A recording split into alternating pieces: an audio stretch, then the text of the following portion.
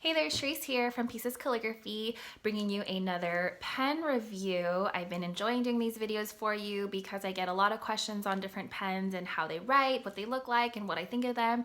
So keep on watching if you want to hear all about the Pigma Brush Pen.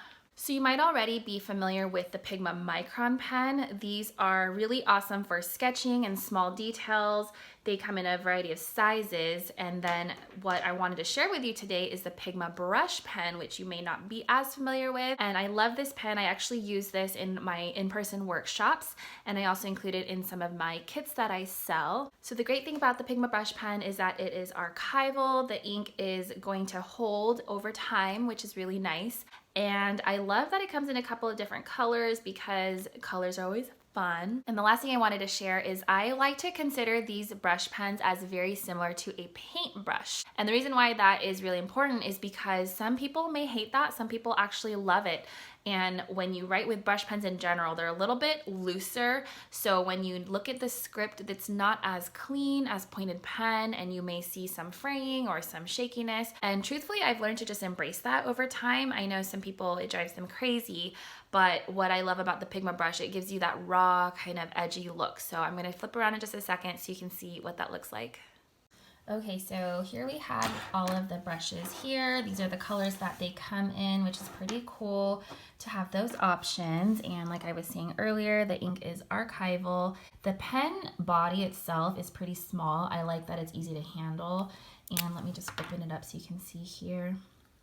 So that is a pretty large pen tip, and so what that does is it makes your downstrokes pretty thick. You can get some really good width to them. They're pretty juicy, but the thing is they're really flexible. And so let me grab a piece of paper here. So let me just go ahead and demo for you some basic strokes. I always like to do basic strokes when I have a new pen.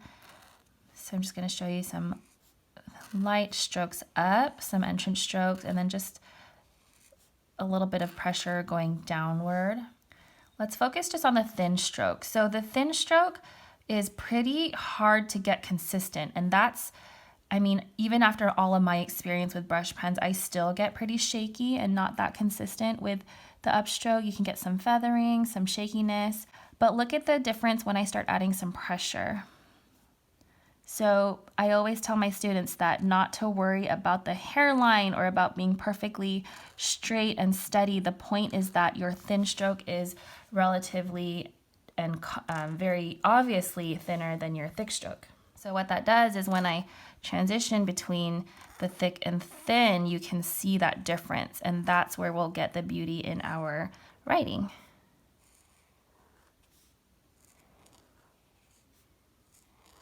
The Pigma brush is pretty flexible, so let's go ahead and just write a word here. I'm going to go ahead and write brush.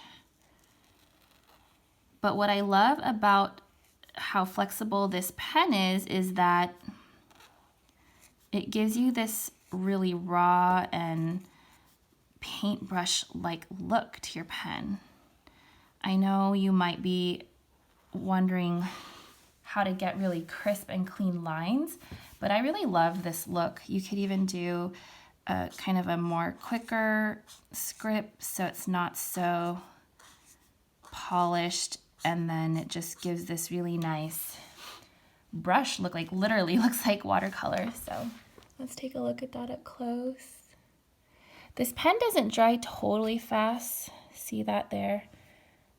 That ink is still a little bit wet, so you do want to wait when you're writing final pieces, and be careful if you're embellishing on top. And if you're a lefty, I'm afraid to say you'll have to be careful of that with this pen, but otherwise it's a pretty fun one. Okay, so this is probably my favorite part of reviews, is writing out all of the colors. So I'm just going to go ahead and speed through this so you can see all of the colors and enjoy them.